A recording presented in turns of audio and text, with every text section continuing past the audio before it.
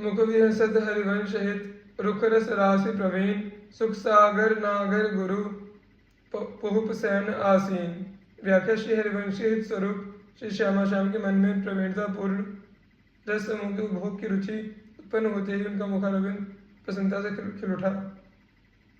इस समय सुख की सागर श्री प्रियाजू एवं नागर गुरु अर्थात चतुश्रोमणी श्री डाल जो पुष्पशैया पर विराजमान है। पूप सैन आसीन कीन निज प्रेम के लिबस पीन उरज वर परस भीन नव सुर तरंग रस। व्याख्या ये दोनों श्री प्रियालाल पुष्पशैया पर विराजमान है और उन्होंने अपने सहज पारस्परिक प्रेम को इस समय केले के वश में बना रखा है, अर्थात उनके सहज प्रेम पर इस समय श्रृंगार के लिए छाई हुई है।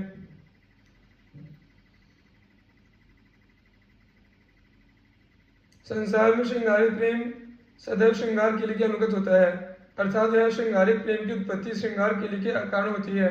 यदि मनुष्य के अंदर श्रृंगार के लिए की सहज प्रवृत्ति न होती तो संसार में श्रृंगारिक प्रेम दिखाई नहीं देता। श्री वृंदावन निकुंज मंदिर में स्थिति इसके बिल्कुल विपरीत है। वहाँ श्री श्यामा श्याम अहेतुक एवं संपूर्णतया तत्सुखमय श्रृंगारिक प्रेम में सहज रूप से परस्पर आबद्ध हैं और उनके इस अथाह प्रेम सागर में उनकी रुचि के अनुसार श्रृंगार के लिए तरंगे उठती रहती हैं।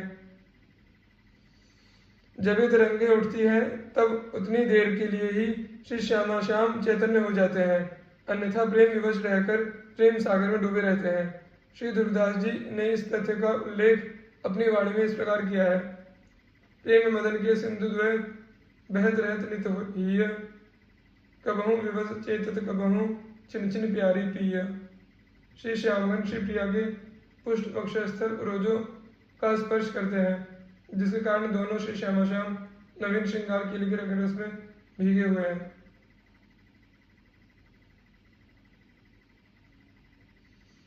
खीन निरखी मदन दीन पावत जो विलखी दुख मीन केतु निर्जित सुलीन प्रिय निरखी विहसी मुख।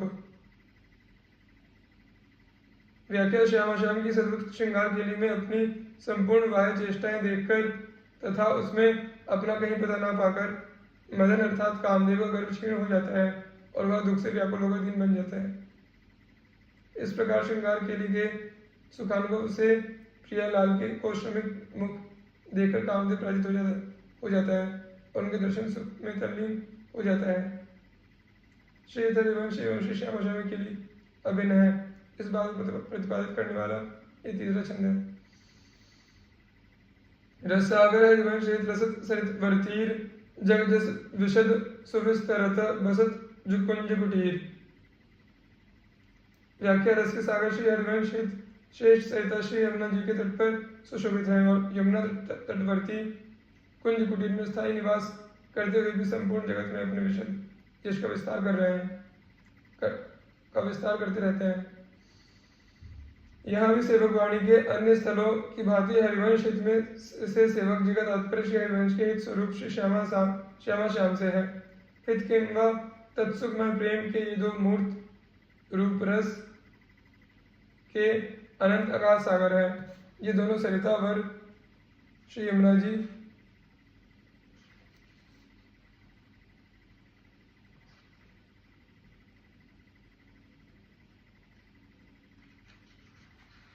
के तट पर सुशोभित है। सागर का सरिता के तट पर शोभित होना अत्यंत आश्चर्यजनक घटना है। सरिताएं तो सागर के तट पर देखने में आती है, किंतु सरिता के तट पर सागर की स्थिति अकल्पनीय है, इसकी कल्पना भी नहीं की जा सकती। तब श्री सेवक जी का इस बात को कहने में क्या हेतु है। रस किंवा प्रेम का सागर अपने आप में अगम्य अगाध वस्तु है। मनुष्य के द्वारा अपने बल से उसका अनुभव करना सर्वथा असंभव है। फिर भी प्रेमी रसिक जनों को उसका अनुभव करते देखा गया है और देखा जाता है। इसका एकमात्र कारण यह है कि वह अचिंत्य और अगम्य रस सागर करुणा करके श्री वृंदावन में प्रवाहित प्रेम की सरिता श्री यमुना जी तट पर आया हुआ है और वह सुशोभित हो उठा। महान का अल्प के निकट यह आगमन संपूर्ण जगत में उसके विशद यश का कारण बन गया, अर्थात इससे संपूर्ण जगत में उसका विशद यश फैल गया।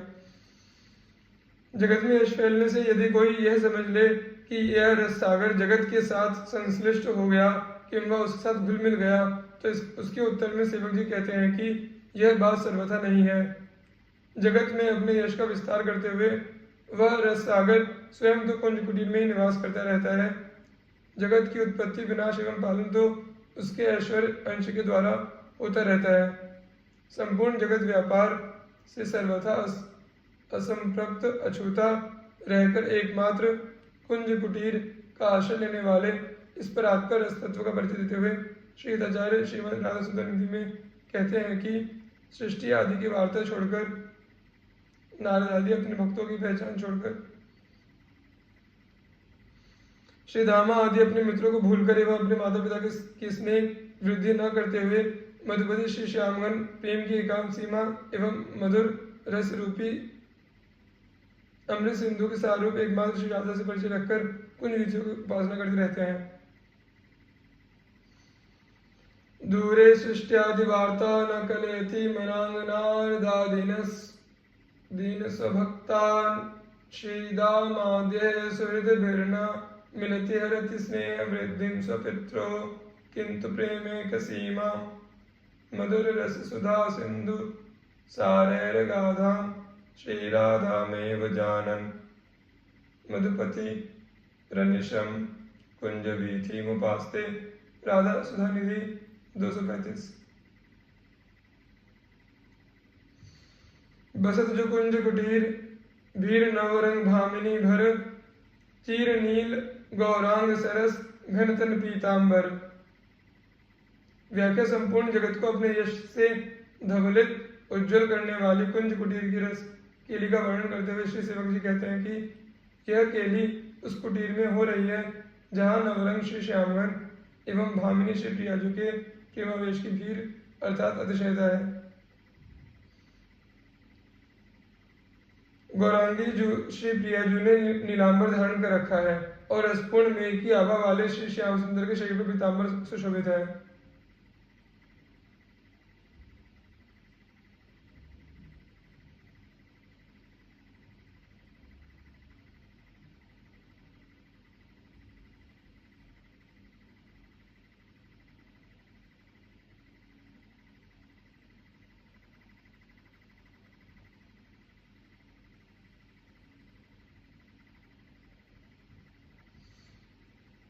धीर बहत दक्षिण समीर कल केल करतस नीरज शयन सुरजित वीरवर सुर तरंग रस। व्याख्या श्रृंगार केली के रंग रस को झेलने उपभोग करने में अत्यंत समर्थ श्री श्यामा श्याम ने कमल पुष्पों के द्वारा शैया की रचना की है और उस पर वे ऐसी अद्भुत केली कर रहे हैं जिसको देखकर मलय भवन विवश बन गया है और मन गति से प्रवाहित हो रहा है, अर्थात व्यवस्था के कारण उसकी गति शिथिल हो गई है। इस छंद में रासलीला का वर्णन करने के बाद केली करने का उल्लेख है। जल केली का वर्णन श्रीमद् भागवत में रासलीला के बाद हुआ है, अतः इस छंद में वर्णित रासलीला को प्रकट रासलीला ही मानना समीचीन है। पिय विचित्र वन हर्षि मना जिय जिस बहनु कुनंत तिय तरुणी सुनि तुष्ट धुनि कियो तहाँ गमन तुरंत। व्याख्या श्री वृंदावन की आश्चर्यजनक शोभा देखकर प्रियतम श्री श्याम सुंदर का मन हर्षित हो गया और उन्होंने अपने प्रेमपूर्ण हृदय के यश वैभव का गान करने वाली वीणु को बजाया। वंशी की प्रसन्न ध्वनि सुनकर तरुणी गोपिकाओं ने श्री श्याम सुंदर के निकट तुरंत गमन किया।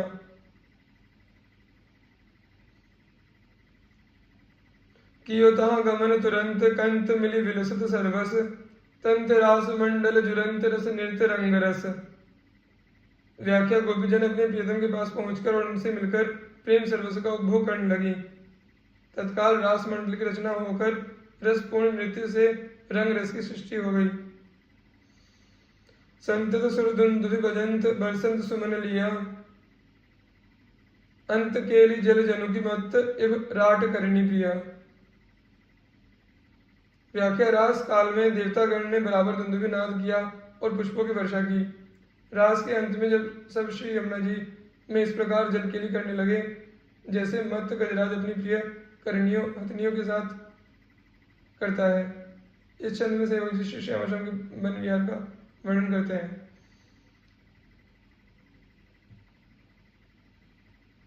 हरि विहरत वन जुगल जनु तड़ित सुबपु घन संग करि किसलय जल सैन भल भरी अनुराग अभंग। व्याख्या श्री हरि अपने सहज युगल रूप में श्री वृंदावन में विहार कर रहे हैं। उनको देखकर ऐसा लगता है मानो सुंदर मेघ सुंदर शरीर वाली बिजली हो, सुंदर मेघ के साथ सुंदर शरीर वाली बिजली हो। वन की निविड़ सघन निकुंज में युगल श्री श्याम ने अभंग अनुराग से भरकर किसले दलों से कपूलों से सुंदर शरीर की रचना की है। भरी अनुराग अभंग रंग अपने से छुपावत अंग अंग सज सुभट जंग मन सिजहि लजावत। व्याख्या श्री श्याम अभंग अनुराग से भरकर अपने प्रेम रंग में ही सुखानुभव करते हैं। दोनों के अंग प्रत्यंग श्रेष्ठ योद्धाओं की भांति सजे हुए हैं, अर्थात उत्साह मंडित है। उनका परस्पर युद्ध घात प्रतिघात कामदेव के जंग युद्ध को लज्जित करता है।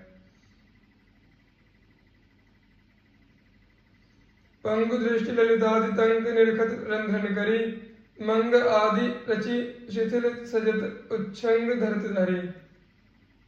व्याख्या जिनकी दृष्टि पंगु अर्थात चलने में असमर्थ बन गई है, ऐसी ललिताधिक सखीगण कुंज कुटीर के चित्रों में से एकटक उस अद्भुत प्रेम विहार को देख रही है जिसमें श्री प्रियाजू की मांग तथा वेणी आदि शिथिल श्री हरि उन श्री प्रियाजू को वेणी आदि शिथिल देखकर श्री हरि उन श्री प्रियाजू को अपनी गोद में विराजमान करते हैं और वेणी की पुनः रचना करते हैं।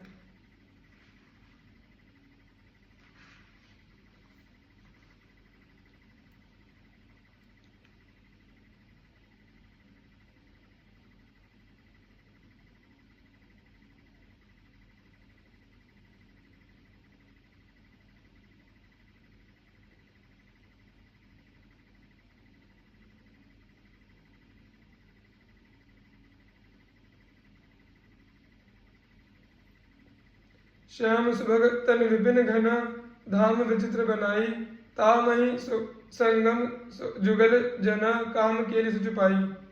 व्याख्या सुंदर शरीर वाले श्री श्याम सुंदर ने सघन विपिन में विचित्र कुंज धाम की रचना की है। उसमें श्री श्याम मिले हैं और काम के लिए प्रेम क्रीड़ा में सुख पा रहे हैं। काम केली से छुपाई दाई छल प्रिय रिझावत धाई धरत उर अंक भाई गण कोक लजावत। व्याख्या काम प्रेम के लिए में सुखानुभव करने वाले श्री श्यामघन प्रेम के छल भरे दावों से श्री प्रियाजू को रिझा रहे हैं। कभी वे आवेश पूर्वक श्री प्रियाजू की जू को अपने हृदय से लगाते हैं और कभी उनको अंक में गोद में धारण करते हैं, जिसको देखकर स्वयं श्रृंगार केली के समूह लज्जित हो रहे हैं।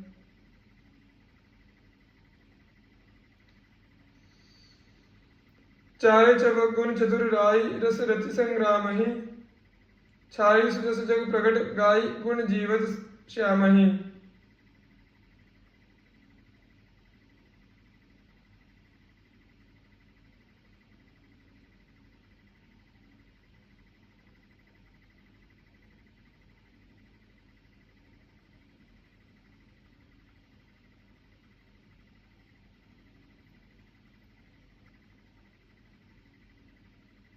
व्याख्या चतुर शिरोमणि श्री श्यामगन का चाव रसरथी संग्राम अर्थात प्रेम क्रीड़ा को चौगुना सुख में बनाता रहता है। इस दिव्य काम के लिए सुंदर यश रसिकाचार्य द्वारा प्रकट होकर जगत में छाया हुआ है। उसका गुणगान करके रसिक जन संसार में दिव्य श्रृंगार को जीवित अर्थात रसिक जनों द्वारा भोग बनाए रखते हैं। श्रृंगार रस का वर्ण श्याम है, अतः यहाँ श्याम ही का अर्थ श्रृंगार रस किया गया है। छंद की इन दो अंतिम पंक्तियों में रसरति संग्राम ही और श्याम ही का अर्थ भाषा व्याकरण की दृष्टि से रसरति संग्राम को और श्याम को ही हो सकता है। इससे विवश होकर उपयुक्त अर्थ किया गया है और वह सेवक वाणी की मौलिक दृष्टि से विपरीत नहीं जाता।